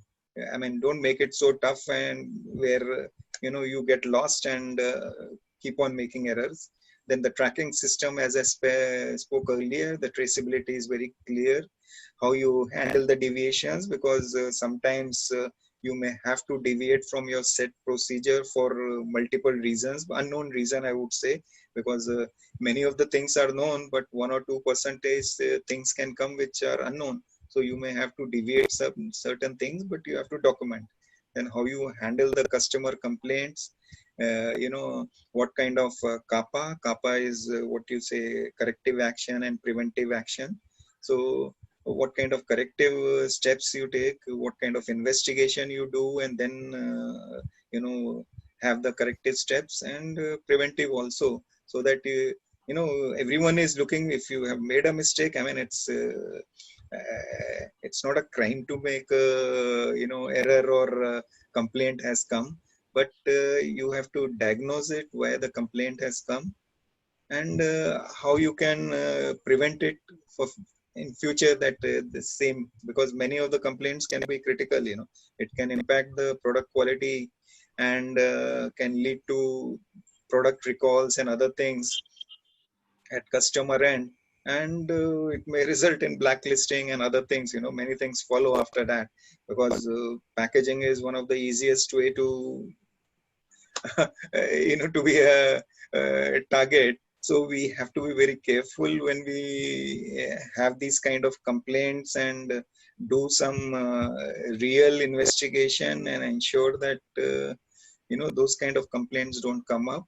And then there can be change controls also, that you need to make some changes in your system and all. Then you have to document why you're making a change in that, and prove it that your change is for the better or something. So those kind of documents are also required when you approve the change control. I mean, it's not that one day you come that I'm changing this. You have to follow the systems, why you are changing, what was wrong with the previous one, and how it is a better one, and have the data to show that this is how it is better, and then switch over. And all these things have to be documented. So the importance of documentation, I'm trying to explain over here through this particular slide, is tremendous. Like even the supplier controls, whatever you may be having, you may be the supplier of finished goods, finished in the sense finished good tube, but you may have your vendors and suppliers of your input materials. So you have to see that they follow similar kind of practices. How you qualify your vendors, that's also very critical. That what kind of systems you have within your organization to approve a vendor. It's not that you keep on changing from A to B to C or D vendor. I mean, nobody stops you from changing, but there has to be a system that it should not impact the end product. So you have to decide what is a minor change, or which will require some kind of studies at your end, or you have to inform the end user or the brand owners that these are the changes which I am doing. I'm changing from A to B vendor, or I'm changing the grade of my input material from A to B. So you have to demonstrate that it is not impacting the quality of your product. Quality of your product, if I am referring to product is the tube right now we are talking about. So we have to keep on, demonstrating that it is not impacting the quality, or it's within the parameters listed down either by Indian government, or we have the BIS or the global standards. It is meeting and passing those. So if you have those kind of tests and certifications, you have to share it with the brand owners or the end users to show them that there is no impact on the quality, and you can always bring about changes for that. Next slide, please. Yeah, this is again, we talk about the inspection, the audits and all, which should take place, whether it's internal or external inspections. You should have a timetable that you will do a periodic inspection of your operations or your documentation, anything. I mean, you should have a auditor, internal auditor, which will keep, looking at your systems and telling that where we are going wrong or where we are going good also. So everything is there, so for improvement. And many times you have the pre-operation inspections also, like when you're starting a shift or the production, what kind of inspections need to be done online. Those are in place so that the quality of product is maintained as per the specifications and test methods that you have. Vendor audit, as I said, is critical, whether it's you who is being audited by the brand owner or by your clients, or you audit your input material manufacturers. Next slide, please. Yeah, this is the last slide. I mean, observations which usually the customers or your clients may give you. Level 1, which we call it a critical one, which is non-compliance to your internal systems. I mean, you have laid down your systems, as I was saying, you have your SOPs, but you don't follow it. And that is impacting or giving a negative impact on your product. That's the most critical one. So that's why I said in the initial stages itself that have your SOPs, which are, which can be easy to follow, but don't compromise on the quality aspect. Level 2 is also there, which is a major one, which, you have auditors who keep giving you some observations and all, but you agree to it, but you don't implement it. So these are all major things. And level 3 are the minor ones, which isolated non-conformance, what we call that. You missed out something which is not impacting the product, but since you have listed down as your activity in your SOP, you have not followed. So that falls in a minor category. So this is the last slide I have, which talks about what kind of observations your clients can give you.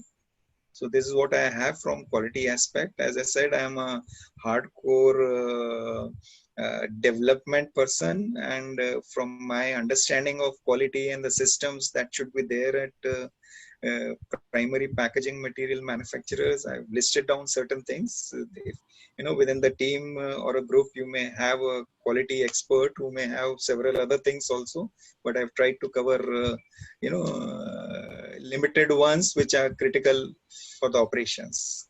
Thank you. Thank you, Rahul. I think it's important for listeners to also understand that many of these practices that you have described have been there before COVID times. That is the hand washing, the sanitizing, the quarantine. A lot of these practices in pharma, cosmetic, and food industry have been there even before the COVID times. Yeah, that's true. So thank you very much for giving us an overview of what it takes to produce for the pharma industry. From here, I'd like to now move on to actually one of the important parts or components of tube manufacturing is the tube laminate film. So for this, we have Mr. V. Balaji. He's the president of Rajshri Polymers Private Limited. He has worked in the manufacture of tube laminate films in a leading manufacturer in India. Hands-on on technical specifications of all kinds of flat tube laminate, aluminium foil and non-aluminium foil based. He has developed what is called the Inspire 118 resin, and also produced barrier PE in-house, nylon EVOH, nylon PE, EVOH PV films, which are used for non-foil tube laminates in various thicknesses from 275 to 400 micron. He's got a total work experience of 41 years, of which 21 years is in oriented and cast PP films and 20 years in printed lamination and converting industry. So I invite Mr. Balaji to tell us a little bit about how specialized polymer films, tube laminate films are being made. Mr. Balaji. Yeah. Good evening. Before he starts, I will also thank Mr. Ram Sarup, who is also sitting with him, with giving him a guidance, and he's the chairman of the company. So I think we will get a better knowledge of the new kind of laminate which they are thinking to develop. Let's start. Congratulations, Mr. Praveen, on the foundation of Tube Promotion Council. Great efforts. Thank you, sir. Yeah, shall I start? Yeah, start. Yeah. We would like to thank the Tube Promotion Council and Distinguished Auditorium to present our thoughts on the forum. RPPL is a newcomer in the tube laminate. In fact, we have not produced even a single square meter of a tube laminate so far. But we are very confident that we are going to offer or inspire the audience with the thoughts on the subject. For quite some time, we had some vision of producing something very useful for the industry. Today, our subject of talk is a web laminate for the tube industry. We are going to talk something novel method of manufacturing tube laminate of a different kind. Simplicity of manufacturing, the process, which will be very cost effective, which we feel. We have the combination of polymer substrates for cost effective and functional properties. We can tailor make as required by the industry. We are very lucky that new barrier line was almost like design. We incorporated some very specialty things in that one. So we thought that why don't we convert that line in one of the best tube producing laminates. That's our intention there. So introduction of RPPL, next slide. Next slide, please.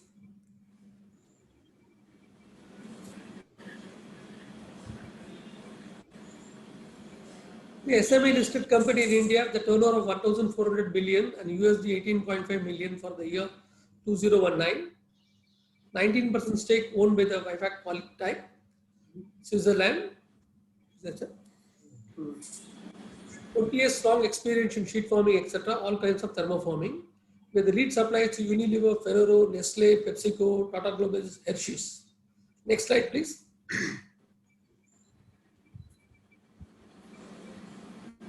These are the well-known industry we serve today. Nestle's, Unilever, Ferrero. Next slide, please. Next. This is the existing facility at Daman. Next. Next. Next. We have full-fledged sheet making, all types of sheet making, whether it's PP, HIPS, polyester, and very, very good thermoforming machines. We are one of the lead suppliers to Ferrero, the Kinder Joy. Next. Yeah. I want to cover a very small, before we begin what we want to do this one. There are three types of tube laminates. One is alfoil tube laminates. Foil thickness ranging from 7 to 30 microns. Total thickness of the laminate ranging from 175 to 400 microns. The process involved in two stages, blowing of PE of 2 or 3 different kinds that is required to form tube laminates. and extrusion lamination. Type 2, no foil, but UH barrier resin is used to foil. UH thickness varies to match the oxygen barrier. The thickness ranges from 250 to 600 microns. Here again, the process involves two stages. First is blowing of PP, whether it's plain or a barrier, and then extrusion laminate. This is a conventional method of producing. Type 3, which is a very old one, direct UHP blown in tubular form. A single process, thickness ranging from 2 to 650 microns. Direct tube diameter, hence productivity could be low. Next.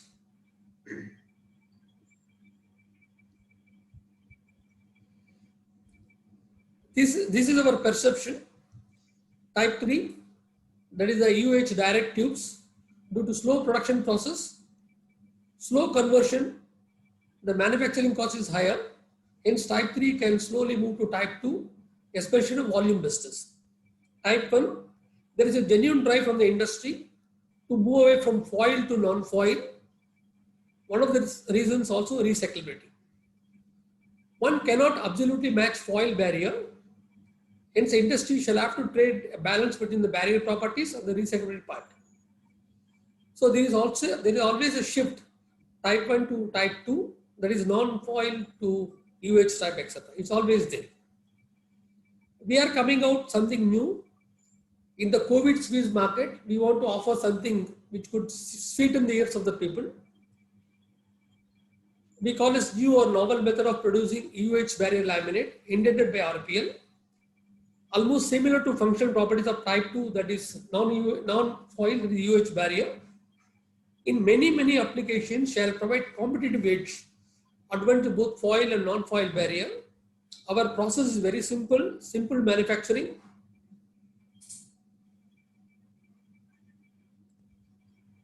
Next.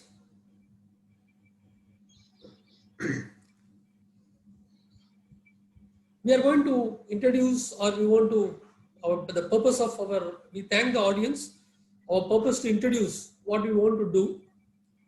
We are bringing one of the best line, 9-layer European line, which can produce tube laminate a single stage process only. It uses the sleeve technology that can provide clarity, stiffness at lower thicknesses, absolute uniformity of gauge across the wide widths. The thickness range can range from 150 microns to 800 microns, and all in single stage of production. UH thickness from 0 to 80 microns. Width is 70 mm to 1100 mm. Due to 9-layer construction, multiple choice of polymers is available.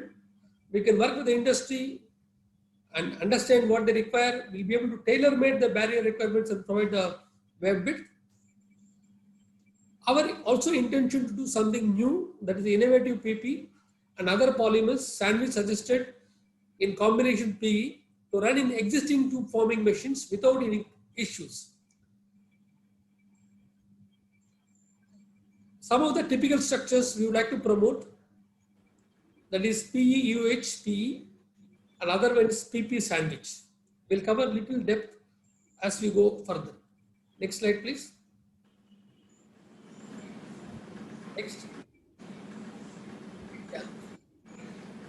This plant manufacturing capability, or the unit is at Daman. It is going to be commissioned somewhere in the month of January. We intend to build a world-class clean room facility. We take a lot of good inputs from Mr. Rahul Bhargava. It refreshes our mind. We will ensure that this line is designed for hygiene and clean room environment. It will be highly automated and with minimum human intervention, and we plan to build an R&D facility. Next. Next, please. Next. This is a 9-layer SML line which is going to come. It has been tailored or specifically designed to produce what we intend to produce as one of the SKUs. Next. Next. For any quality production, the original equipment is very important thing. So is SML, and chlorine dye is one of the well-known, reputed in world. It is being incorporated here. This is the first time. Next slide, please. This is very important thing. This is maybe one of the few kinds in India. This is called the sleeve technology, which is not available as of today now. This gives extreme configuration, specifications, absolute gauge control. There are many salient features associated with sleeve technology, we understood. So we incorporated all those things while we designed the line. Next.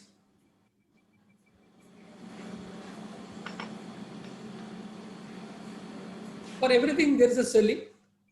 We find 4 distinct advantages of novel method of manufacture of TL. Process. We want to supply FG from resin in single stage. So we call as resin to FG. Simplicity of process, and therefore could be cost effective and speed up our time of delivery. Very quick changeovers between the various specifications possible at the click of the button. Today, if you want to produce a laminate, conventional laminate, no. Yeah. Today, if you want to produce a conventional laminate, you have to produce a polyfilm. It could be barrier, it could be non-barrier. That is the first stage of production. There has to be a curing time. Then you need to go to extrusion lamination machine. You have to laminate, there is a curing time. So all those avoided in our single stage process. In our process, we'll put the resin and we intend to produce the FG, that is the flat sheet up to 1100 mm. This is the intention. So since we avoid multiple extrusions, extrusion laminations, we feel that we could save a lot on raw material, productive time, and could be cost effective. This is the intention. The second most important, the elimination of various process defects. Due to one process, the defects that generally occur on account of cascading reduce considerably. For example, blown film is there. There are a lot of issues associated with blown films are there. Then blown films are taken to extrusion. Again, another process, then another process, there are problems are there also completely there here. And extrusion lamination, if one does not do properly, there's a delamination. There are many things are there here, each one blaming other side. We felt that in a single process, that is resin to FG, since we avoid 2 processes, the process of elimination problems are simplified there here. So it could be very attractive. And single sheet process improve the web flatness and offer wide film for printing. Functional properties, UH resin layer, we can vary according to the barrier requirements. It can go up to 5 to 80 microns, depend upon the need. UH layer can be provided in 1 or 2 or 3 layers to provide add-on barrier.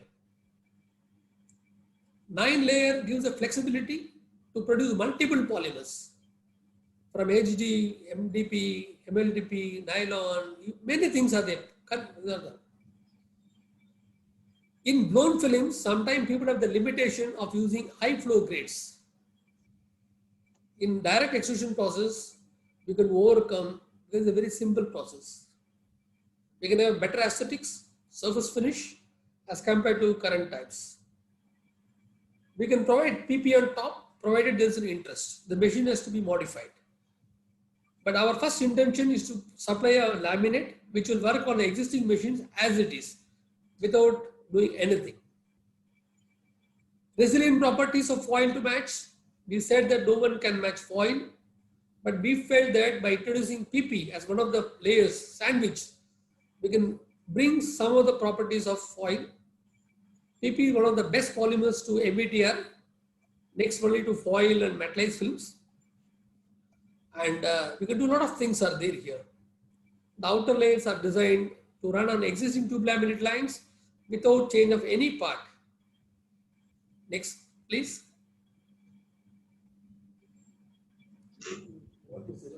Yeah. So this some of the structures are there here. While we mentioned called plastic tube laminate structure, we mentioned simple as PE. The PE can be MDP, HDPE. We can fine tune as we want there. There are plenty of flexibilities available there. In the other side, we showed as PP. This is a new concept for us. The extruders have been designed to run through PP. We feel this will give very competitive to the industry in terms of barrier properties, resilience. We also intend to produce one more thing. It is on the cards are there here. We want to produce a laminate without EUH in the 9 layer, which will be having very similar functional properties. Yes, we cannot match foil, understood. Definitely we cannot match EUH, also understood. But with our third one, we'll come very near to EUH, and that will have the 100% recyclability. So that's what we are contemplating. We are doing some experiments. We have planned to do experiments are there. We are hopeful that in the month of March or sometime we'll give this good news to the industry. Next. We have compared that conventional and what we are going to produce, how it will look like. The values are very approximate we are given. It's based upon our experience completely there here. Whatever we plan to produce will be comparable to the non-foil as of today, but our PP will score over definitely. We feel so. It's a perception, it's a thinking, it's a vision. We hope that it will come true.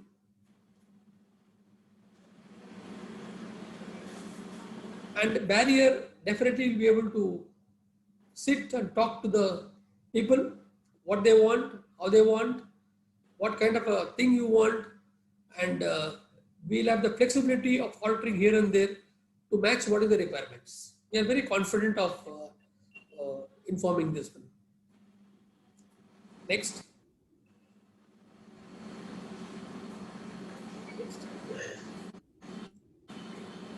As compared to the conventional, that is a blown film and extrusion lamination, direct cast line could be little low on stiffness, we feel so. But we are very confident of overcoming the same with a small add-on thickness and the modification of polymers. Alternatively, the PP combining with HDLD may compensate, could be superior. We feel that incorporation of PP polymer in the sandwich layer for improved METR, for improved stiffness than PE-based films, for more clarity because it's being produced in the cast film than the blown process, resilience or bounce back could be improved. And we will have far less gel count in size and numbers. One of the very important things in the industry. Next. Because of the cast process, we can create differential effects like embossed, if there is an interest, soft touch, matte and glossy, twin color is possible, and 150 to 800 micron in single stage is possible. Next, please. The line is also designed to use PCR in one of the extruders if there is interest. Also, we have designed the line to add fillers to reduce the plastic consumption and impart special functional properties. Next. We are looking for opportunities for the new development for machine supplies for tube lamination, print process for tube printing, direct or indirect end uses. Would like to partner to promote this novel idea, innovation of polymers, that is combination of PPPE in all-in process with added quality, simplicity and source reduction, simplicity and carbon foot reduction. The new barrier line is expected to stream by 1st of February 2021. Line is available for trials to try out any innovative suggestions from all of you.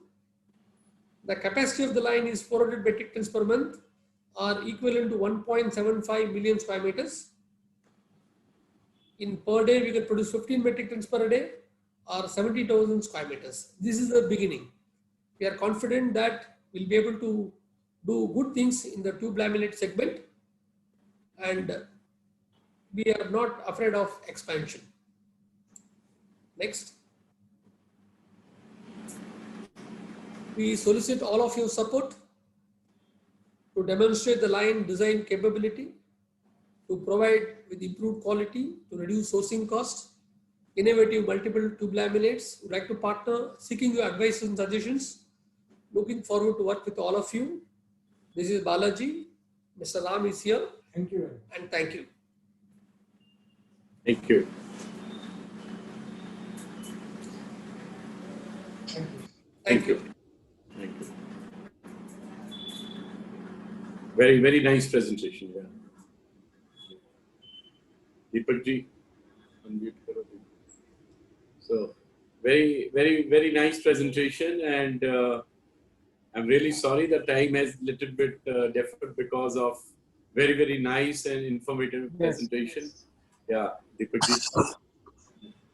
So Yes, it's been a long session. I'm thankful to all the participants who have stayed on, because I think we have saved the best for the last. So we now have Signor Paolo Colombo, who is joining us all the way from Milan, and Mr. David Perego. So they represent a company called Tapematic. Tapematic was established in 1970, and Tapematic builds and designs in-house industrial machinery. And they also, for the tube industry, they have some special decorative processes for the caps. So I'll leave Senor Colombo to talk about it. Thank you for your presentation. Senor Colombo, can you hear us? Yes, I can hear. Can you hear me? Yeah. Yes. Okay, good. I'd like to add, before Mr. Colombo adds, this is a new kind of machine which is there and nobody has installed in India. And Not this yet. is absolutely innovative product in India, for India, and especially for the cosmetic market, and which is everybody is saying it's growing by 15%, 18%, and it's a big opportunities for everyone. Let's start, Mr. Colombo. Thank you for the presentation. And of course, first of all, it's a very pleasure for me to be here to present Tapematic. That is practically an Italian company with branch in US, UK, Hong Kong. It has been established in 1970, where we started to produce a machine to produce audio cassette, video cassette. And in 80s, we was the first company in the world doing that job. Practically, we sold something like 14,000 machines around the world. In India, we sold something nearby 100 loader per cassette. In 1995, we started making lines for CDs, DVDs. So we developed practically our metallizer for CDs, UV coating, the sputtering, and quality inspection and decoration station. The first in the world digital inkjet printing for CDs, DVDs, and Blu-ray has been produced by Tapematic. All this market is finished, unfortunately. It was a very fortunate market, but now is something that is gone. Today, we are revolutionizing the world of packaging with an efficient UV varnish and metallization equipment dedicated to the world of packaging for cosmetic, spirits, as well as for pharmaceutical. The unique and revolutionary PST line or system has become the company main core today. And with the PST Lite 1 that has been presented into the market in 2010, an additional model was introduced into the market in the second half of 2018, that is the PST2. The scope of the project, it was practically to develop a line that can do in process to eliminate the, as I would say, the intermediate manual step So practically on our line, one man can run the line. Use a new technology to be more eco-friendly and cost-effective, so reducing a lot the cost.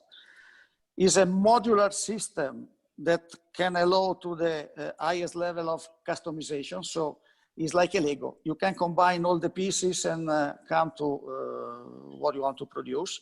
So it is depending also by the layout of the company. Allow our customer to be more flexible and provide reduced time to the market. Supply the opportunity to bring the sputtering coating technology in-house. But what is very important, to have a better control of the entire process and reduce the possibility of contamination. Practically, all our line is protected on top with HEPA filter that are keeping the inside the line very clean. And as I understood, talking about the quality and so on, is very important today. Can I have the YouTube showing the line that I don't have here, the film? Indrajit, you have the YouTube video? Yes. Can you feed up? Oh, you can add. Okay, so practically this is the line, the PST1, that practically is combined by a loading and unloading system. It can be manual or it can be automatic. The second step is cleaning and pre-treatment, like brushing, like we can see. Flame treatment to adjust the surface tension of the line. Primer coating, here we are handling the pieces that are never touched into the primer varnish. We use only UV varnish, and today is also, the market is offering also 100% solventless. So is zero contamination of the atmosphere and zero contamination onto the plastic part. The base coating practically is including the IR and the UV coating system. This one is the metallizer. For the metallization is a full automatic one. We use what is named low lock system, so we never lose the vacuum into the vacuum chamber. The pieces are coming out already metallized, and they move on a carousel over a conveyor. Then we go on a top coating where we are applying. We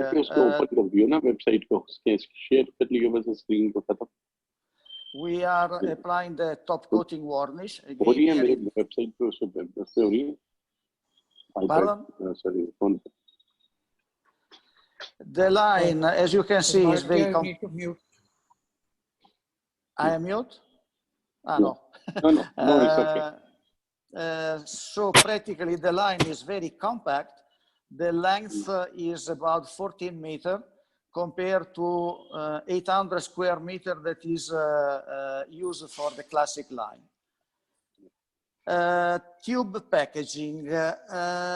Thematic is not directly related to the production of tube like Polytype perhaps, but the decoration of caps for tubes remain open into the section, and we are now dealing in that. In addition to neutral caps or just the color of the plastic, the market is requiring metallized and or decorated caps. Our PST line are suitable for this, including the IDM decoration, inline decoration model. What it is something to produce something like that. As you can see, is like a logo. That is a module that can be added into the line. The inline decoration model produces a complex decoration embodied on a PST line with a zero consumable cost. Give certain advantages over competitor. being able to apply logos, text, graphic, or decoration directly onto the part, as I said, at zero cost, because practically we use a laser to remove the material. The technology works by carving into the top layer the reveal of the layer before. The effect is depending by the color of the plastic material. We have customer in Europe, in North America, and in Canada that has bought, has purchased our PST line just for coating and metallizing caps for tubes in order to guarantee the quality of products, control the cost, supply at the real time, compared to subcontractor suppliers. Talking about the Indian market, up to now, we don't have yet installed in India the PST line. The reason, I don't know, maybe there are some hesitation in investing in new technologies. I don't know, you are more expert than me, you are living there. The market is still open for us, we are ready to do. I was saying new technology to get a better quality, reduce the consumption, reduce the price, reduce the manpower, going to zero pollution. That is very important today, also considering the quality of the product, not only the external side. We sold well in China, and I think that in China, they have the same or the same problem like India has, like low cost of production and blah, blah. But we really well sold to Korea, and Korea is very interested in a top quality of the market. This is important. Squeezed market, we started from there. I'm very glad to know that the tube market is growing by the 15% in quantities. So we will have better opportunities to sell machines for caps. For sure, the global beauty companies has restarted their consideration onto the sales in 2020. I don't know what about 2021. Probably everything is depending by the coronavirus. It is an yesterday information that the GDP in US is dropped down by 32%. That is something that is happening after 1947. So it's the first time. And we have also information that companies like Estée Lauder, they want to fire something like 2,000 employees and to close shops into duty-free zone like airports by 15-20%. So this year we still have a good business. In September we have to deliver another line. Another is forecasted for the end of the year. Now we want to see what will happen in the next year. That's all from my side at the moment, and thank you. Thank you, Signor Colombo. Thank you. Thank you.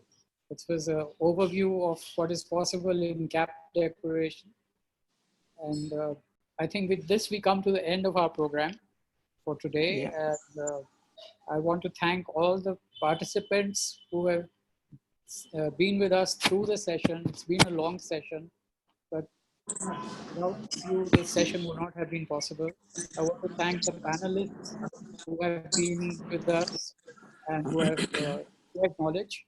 And of course, Mr. Sanjay Bhatia, Dr. Saha, and Mr. Praveen Bhatia for making the inaugural remarks. And PhD Chamber for supporting this entire event. And best wishes to the tube packaging. Anything you want to end as Mr. Bhatia? One thing, Deepak, one thing I wanted to add. Yes. Yes. Hello. No, for my side.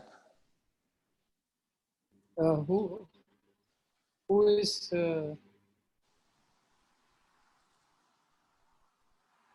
Yeah, Mr. Bhatia.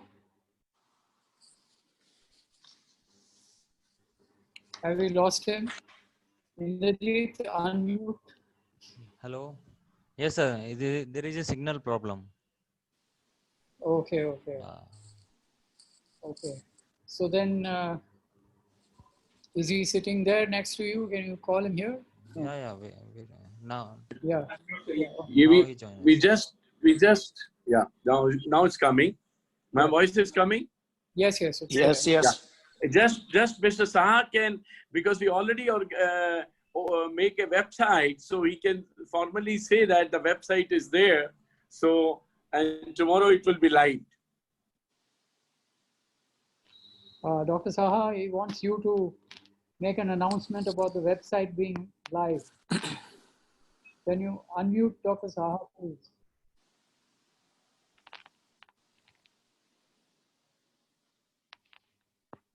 Please. Can you unmute him?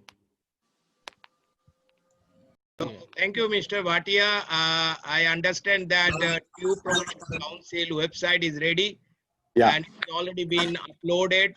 And I'm very happy to announce here that that website is being launched now, and tomorrow it will be active. So all of you can visit the website of Tube Promotion Council. Thank you, Mr. Bhatia. Thank you, Dr. Saha. Thank you, everyone, for being with us. Thank you to everybody. Are you sharing the same screen of the website?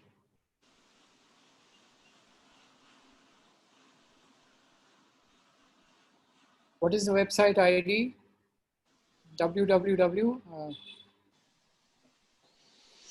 Yes.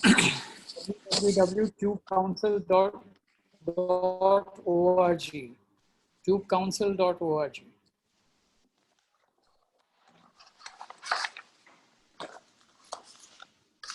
Thank you. Good night. Bye-bye. Good night to everybody. Bye-bye. Good night. Bye-bye.